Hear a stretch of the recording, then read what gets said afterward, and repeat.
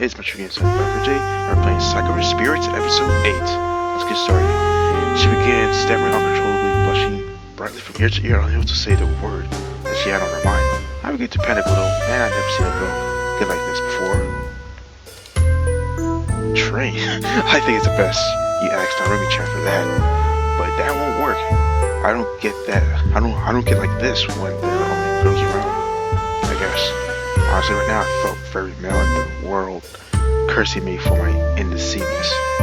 Right now, here was a pretty girl stood right in front of me, suggesting for me to look at her naked, all for the sake of training her to get less embarrassed. How could I call myself a man if I declined this invitation? But are you really fine with it being me? I can't think of anyone else to do it. Please, Sakura, stare at me. What? Yo. Is this really happening? If it is, then this is the best type of train I've ever experienced. As Mia began to move her arm, I turned my head. Fortunately, or perhaps unfortunately, depending on how you consider the situation at that moment, the door to the onsen slammed open, and in walked Miko and Michiko wrapped in towels.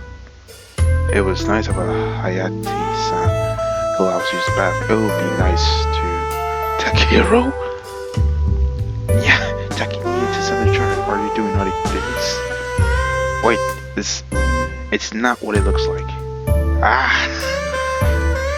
And with that, she fainted again and slid me down into the water before I could even react. It took a miracle to convince the others that our activities had been innocent, but thanks to Narumi's testimony of what happened, coupled off with the fact she informed us of Mio's previous instances of freezing, they believed me. However, as I returned to leave, Narumi took me to the side of one side and whispered to me that in return for saving my hide, she wanted me to visit her at her house later that evening. I couldn't really see how I could get out of that, so I agreed. That evening, I made my excuses to remove myself from the presence of the other girls, and made my way over to Narumi's home, knocking lightly on the door. Hey, Narumi-chan, are you there? Are you in there? Just a moment. The door is open. Don't come in yet. I found myself a little bit curious at Narumi's words, pondering what the girl was planning inside.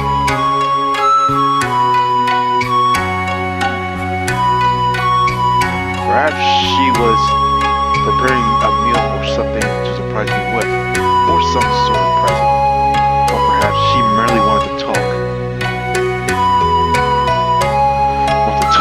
Whatever the reasons might have been, Narumi's voice soon came from inside the house once more. Okay, you can come in now. Finding myself getting kind of excited about whatever Narumi had planned, I opened the door and walked into the room. The door swinging shut behind me. The room was darker than I remembered, and it struck me to hunt for a light. Foolishly, I began to look for a light switch, but I remember that such a thing is unlikely to here, so I looked at a little lamp and a nearby box of matches, lighting it with ease. Turned around like, huh? What the? I turned around and my eyes bulged. Standing before me was Narumi, only she was dripping. What is this, peanut butter? Mud? In a few moments, my brain had before I let out a shriek. I did briefly consider her to be a victim of a slime attack, but no. I smelled chocolate in the air, so was chocolate. And slime girls were clearly not made for chocolate. That is so true. Please tell me there's no such thing as chocolate spirit possessing you. I instantly found my eyes drifting along Narumi's chocolate-coated figure, trying to find out if there was any sign of her struggle with a spirit, but it would soon be revealed. I got myself in a greater pitch than I had expected. Of course not, silly. Don't you like it? Doesn't it just suit me? Sweet and delicious? Of course. Yep.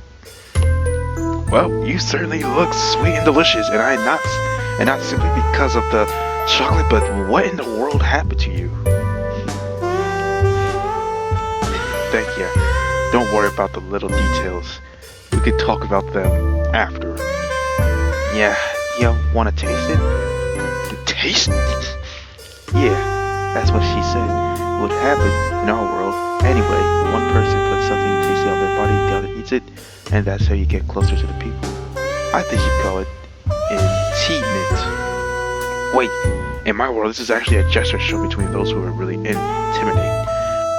Because you do realize that there's no way this will end up succeed. My words started as little Naruto stepped closer. Her pose was making me gulp and lightly as I tried to resist the urge to submit this temptation. At this rate, getting a stomach from all the chocolate would be least of my worries. What's wrong, don't you want to bond with me, or do you just not like chocolate? Have some honey if you prefer that. I love chocolate, and I don't think getting your honey will be proper either. I don't know, it's gonna taste probably nasty with chocolate. I just don't get it. What's wrong? Is it just that it's me? I bet if this were Mia or Chi-chan, you'd be slurping it all up right now. Oh man. The day Mia-chan coats herself in chocolate is the day pigs sprout wings and starts living with the birds. Haha, yeah. She never do something like this. But I still don't get why you're not enjoying this. Did I do it wrong? Chan, this is usually something lovers end up doing for each other. Oh, wow, so,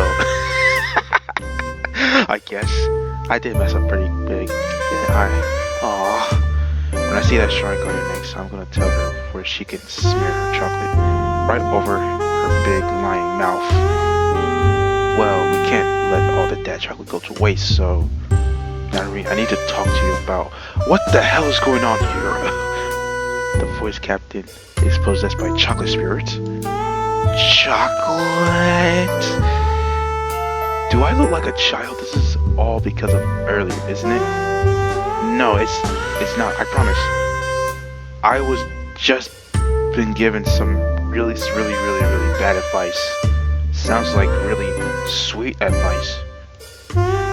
Shush, you. Really? Well then, I'm going to give you some really good advice. Go and clean up now, before anyone else sees you like this. Honestly, you're represent this village. You could be called at any moment to defend it. Do you think yourself capable while in a chocolate bodysuit? I do think most would. I'm not finished. Narumi, clean yourself. You are sleeping in my spare room tonight. Takeru, you are to clean up the mess. If you do not complete this task before morning, then you don't get to sleep. If you do not complete this task before breakfast, you don't even get what? No breakfast? No sleep, no breakfast? Oh, come on! That's one of the sour flavor I'm getting right now. I nodded my head lightly. The stout and angry glare of Samurai Girl was making me feel a bit too intimidated to try to decline her demands. As she marches dejected and still rather dripping the woman out of the house, shoot her with an old robe. I sighed. It was going to take me hours to clean off all this chocolate. If Ichikawa ever finds out this happened and I didn't even get a nibble, he's going to take away all my man cards. Oh, it had been a week already since my arrival with this particular world. I helped with the tasks around the village alongside Michiko Mako. I trained with Narumi. I had even tried my hand at repairing some of the damage done by Sakura. Yeah. Honestly, I still had no clue where I was. I was enjoying my time spent here. While this seemed to be a place within distant past, a time akin to the feudal period of Japan, I could help but find myself too unable to place the link of feudal Japan, and for a moment my eyes drifted towards the two foxtrolls before me, and a soft sigh escaped my lips. No history books ever told me that foxtrolls were supposed to be a thing of the past. Sure, it gets some popularity in my mythology, but they weren't real. So, you're certain that this is with wedding sash the village gave you both, I'll be able to return to my world? In the end, I could hardly believe it that Mako had possessed the means to overcome the obstacle, the shrine, the magic had been happening. Mako-chan had been doing some research made by Tsuri, and she believes the spell will return something to where it belongs. I suppose that it's the best we have. It will work, I know, though. It just needs a little more time to prepare. I'm not sure if I should be grateful or worried. For now, I shall be the former. Still, I don't think you will succeed so quickly, Mako-chan. Yep, magic's super easy. Just wait in a flash, and everything's done. Everything except the time it will take you to prepare your ingredients. Do not belittle the arcane arts, Mako-chan. You have a little tremendous gift. A wave and a flash. I'm not about to explode into fireworks, right? Absolutely, definitely, certainly, probably not. I guarantee that. Don't worry, Takumi. I will do anything that'll hurt you, hopefully. Unless you happen to be made of clay, glass, wood, or stone, since all of those seem to shatter when you try to cast your spells upon them. Isama, you didn't need to tell him that. Oh, yeah, I mean, good thing that human body is much mostly made up of water. Perhaps we should take a break first. I'm feeling a bit. Alright, perhaps we should take a break first. I'm feeling a bit. Perhaps it was the exciting natures of the younger fox girl, but until now, I didn't notice the fact I was starting to sweat strongly, as if on cue, a dizziness spell took its hold of me. Feeling my body fall sideways, I collapsed onto the ground, my breathing heavy and rag while the girls ran over towards me, shouting my name in concern. Huh? What's going on? Slowly rebuking consciousness. My eyes opened to take in familiar surroundings of the room and I had occupied during the stay with this unfamiliar world.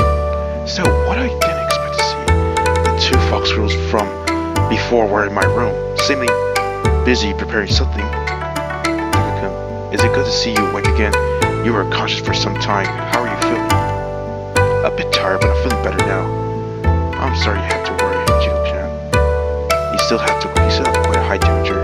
I prepared a soup for you, which will be ready soon. And Mako-chan is preparing a spell that will hopefully perk you up even more. Really? I think all you have is the fluid. You were so hot and sweaty, just had to pull you out of your clothes to wash them. My head still felt a little bit fuzzy, but I was likely just a little bit exhausted from all of the training I did before. I guess even more the Iron Man gets a flu sometimes. It took me a moment, however, to realize what Michio-chan has said, and raising a hand to lift my blanket a little. Man, the fact I was left in nothing but a pair of shorts made my cheeks make the perfect imitation of a ripe tomato.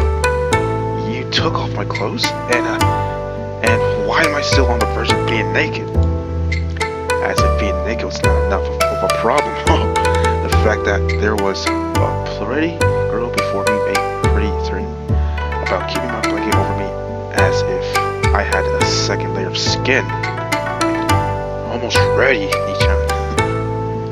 The sudden movement of Ichigo's when she slipped past me had left me startled. Her hands gently grasped a hold of my shoulders, while she pulled me closer against her body. I couldn't help but notice that my face getting warm from embarrassment while I was being pulled backwards into her embrace. Because you need to relax. None of our robes fit you. Besides, do you really want to walk around in a girl's robe? No. Easier said than done. Who in the world would be able to relax when a girl was hugging so close to them? Not to mention the lack of clothes made it far from easy to remain calm. Just lay back against me and watch the show.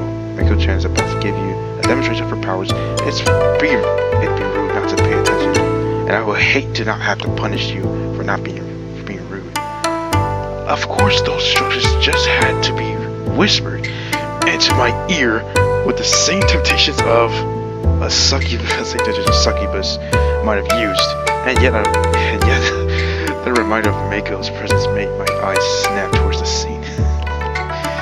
Couldn't control my laughter right there, but yeah. The sight of the younger fox girl preparing some sort of magical spell caused me to to look at her, all briefly forgetting the embarrassment situation I was in. Don't be afraid if you feel any unusual sensations. Once the spell takes a hold, it usually takes a few moments to flow through you. Of course, you're free to grab a hold of me if you want to. Despite my attempts to protest against the idea of any side effect being created by Miko-chan's spell, I decided that it was best not to worry too much. At least she wouldn't blow me out. Still, the bits of glowing orbs that started to gather in the room, not to mention the soft whispers of the other fox girls who had started her spell, left me in a bit of a daze. Perhaps I should have taken the invitation to grab a hold of Michiko before any explosions ruined my chance. And as I watched, the younger Kitsune began to swirl her arms around. Tiny points of light, the little fireflies began to appear in the vortex of her swirling hands and began to spin around her.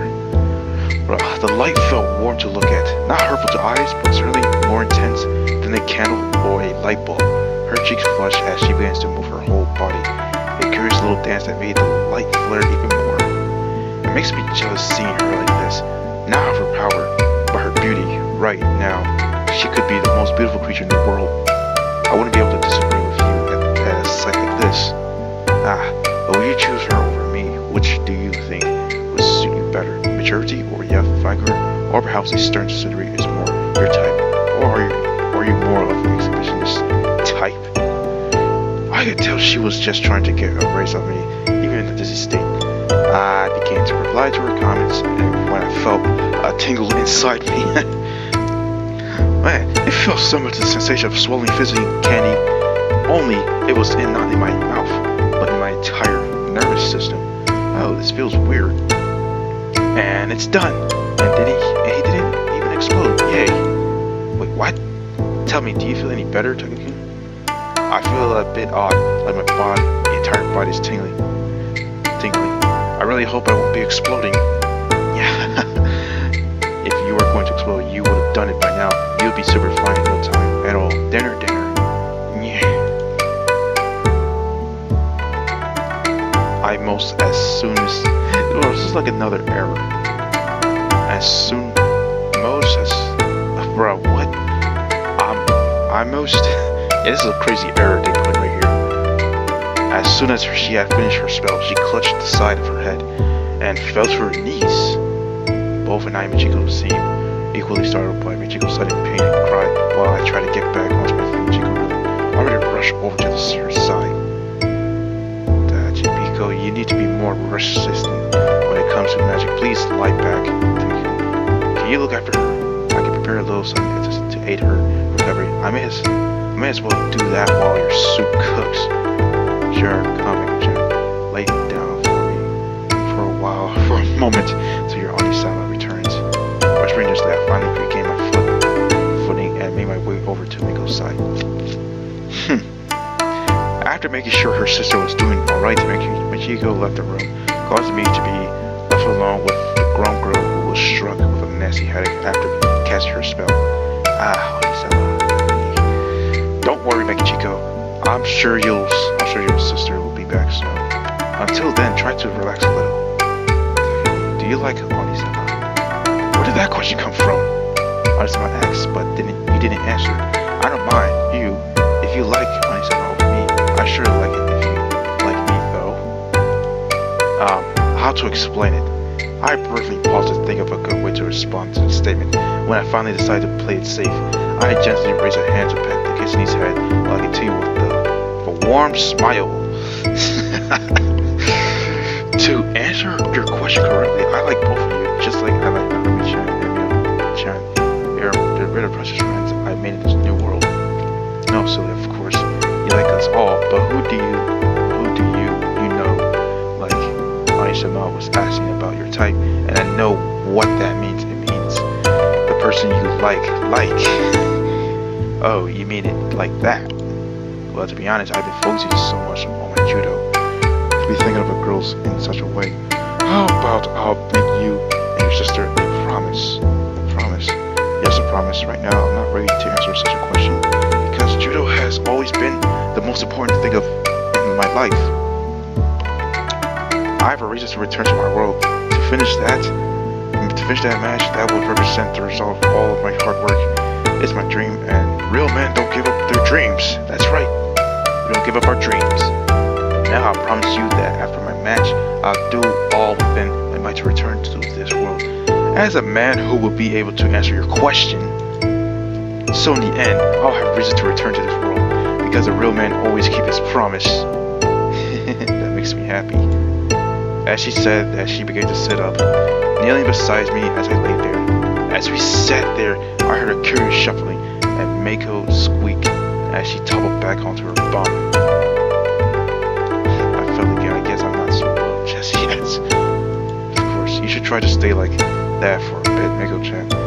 You must be a bit tired after all that magic you tried to control just now. Nah, I'm fine. Yeah. As she said that, her tail about behind her, pulling her skirts back up even more. Really? You seem to be fidgeting a lot for some reason. Yeah. Nika is just worried. Mako-chan is fine. And again, there was a curiousness to her actions. She was curling her hands, her ears were twitching, and she seemed to have a strangeness to her voice. In the back of my head, a worrying voice was telling me that she was acting like a cat. Then why is Kitsune acting like a cat? Girl, I swear if there was a mouse around, you would have pounced it after it already. Yeah. The magic makes Mako-chan do weird things sometimes. One time, Ni-chan had to get a ladder because Mako-chan had climbed to a tree and was building a nest. Anyway, Mako-chan thinks Takani looks like a mouse. Maybe Mako-chan should pounce on Takani. Wait, I'm totally a Tom, not a Jerry. Bruh, I know that reference. Yo. Silly Ni-chan talking about your world trying to confuse Mako-chan. Definitely going to pounce on you. My eyes quickly scanned the area around me, trying to see if I could distract her long enough for Mako-chan to return. I glanced upon a long piece of thread that had been discarded, and I grabbed it, dangling in from Mako's face.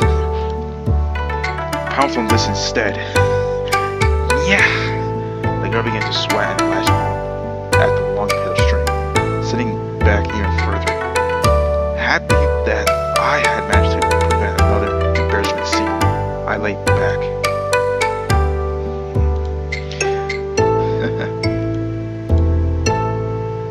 Okay, finally. Only to be greeted by the rising skirt of Mako reminded me of exactly why the Kitsune had been in the village in the first place, way before I had even met them. Wait, Mako-chan, you know that if you jump now, I'll see something that can't be unseen. Your skirt's about to...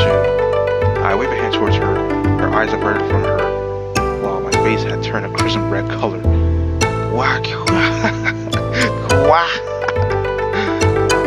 With a shriek that undoubtedly shook the very measure to its foundations, the girl slammed a hand down onto her skirt, hiding herself from me and saving her dignity. Oh no, I'm not a maiden any longer. I can't wear white at my wedding. I promise I didn't see anything. You're totally still a maiden. But please tell your sisters you need underwear. If not for your own sake, then for that of the male species. Ani says we need underwear. As the girl called out, I felt a wave of dizziness wash over me. My head swam and began to shiver. If this was the flu, then it was certainly attacking me with vengeance. I had forth a groan and lay back again, clutching my own body. Oh my goodness, Mako, your spell has worn off quickly. Here, Takani, eat some of this. It will make you feel better. I nibble on the mixture Machiko spoon-fed me. The mixture tastes bad, but it made me feel better. What's wrong with him? Fear not, sweetie. It's just resurgence. He must have caught quite a bad case. We're quite fortunate we caught it early. It felt in wonders. The flu was just a lot stronger than we thought. Do not worry. If you say so, he'll be fine. He's just having a low fever right now. He is cold and will need warming up. I will go get some more food for him. Could you fetch some blankets? Blankets? But I know something that'll warm him up a lot better. Or she's about to... Just around the time I start to feel a little bit better. The blurred vision of my eyes recovering, I saw a sight that made me feel very nearly faint once more. Standing before me was the youngest of the kitsune, eagerly undoing her top for some sort of bizarre reason I would never be able to figure out why. Mako, what are you doing? Michiko-chan, what is your sister up to? Well, the antagonist was cold before. Honestly, got all her clothes off and snuggled up close to you, so now I figured it was my turn. Even if I appreciate the gesture, I don't think that's the way you're supposed to cure a flu. Put your top back on right now. Don't strip in front of Takumi. You give him crazy ideas. But the two look so cute cuddled up together. I want to try it too. You're not fun sometimes, Anisama. You could cuddle up to me while I was out cold, but I'm not sure what to think of that, Michiko-chan. What she's talking about when we first met, after you were stone cold and you were freezing. I just did it to give you some of my body heat. Exactly, now I'm going to do it with Takumi. But I'm not hot right now, I'm not cold. But you're shivering, no? I'm definitely need to warm you up. It's hopeless, you might as well just let her do it. But Chibiko, before you do anything, you are not to take off your clothes. Am I making myself clear? But no buts, but you two are both sick. Having nothing on would only make you worse. Hey, what about my opinion? Having a pretty girl cut up to me is going to make this fever skyrocket, and cuddling with the clothes sounds a bit awkward. Now you see, Mako, you're bothering him. Just settle down and look after him. I need to focus on preparing the soup, but I was just trying to help out. You're not bothering me, but remember that talk we had earlier, and I promise you're trying to gain an unfair advantage over the others. What promise is this? Have you been promising naughty things to my little sister? Nothing like that. I promised her that and I'll return to this world after I finish my boring match because I got something important to do then. Mako-chan, why are you resuming your stripping? I just want to win first place. Mako, what the hell? What is this all about? Why are you so damn to show your own body to Sakura? What is the ridiculous deal you two have going on? Put your top back on right now. But you're the only one. We're the one who started all of this, Mako.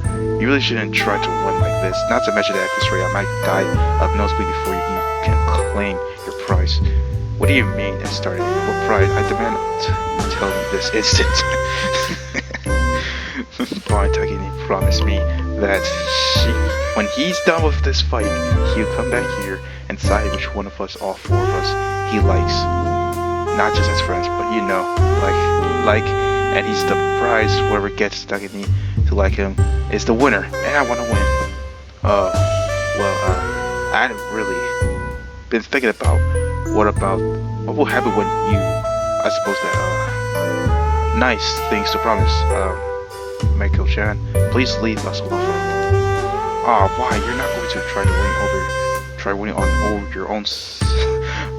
to win your own, are you? That's cheating on Isama. Okay, that stopped. After pulling her top back down, the girl stomped out of the room, huffing and crossing her arms. She seems quite irritated.